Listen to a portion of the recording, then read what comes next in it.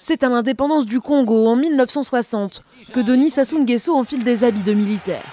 Jeune officier, il fait partie du mouvement qui renverse le président au pouvoir en 1968 et fonde le Parti congolais du travail, acquis au marxisme.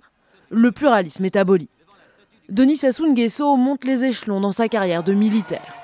Chef du groupement paracommando, ministre de la Défense et enfin, il accède à la tête de l'État en 1979.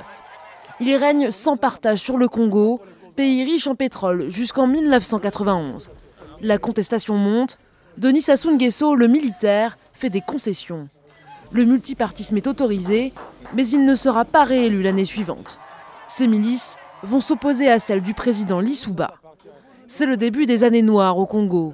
Le pays subit 3 guerres civiles, rien que dans les années 90. Après un exil de 2 ans en France, Denis Sassou Nguesso prend le dessus militairement, puis politiquement. Lors des présidentielles de 2002, il a officiellement été élu avec 90% des suffrages.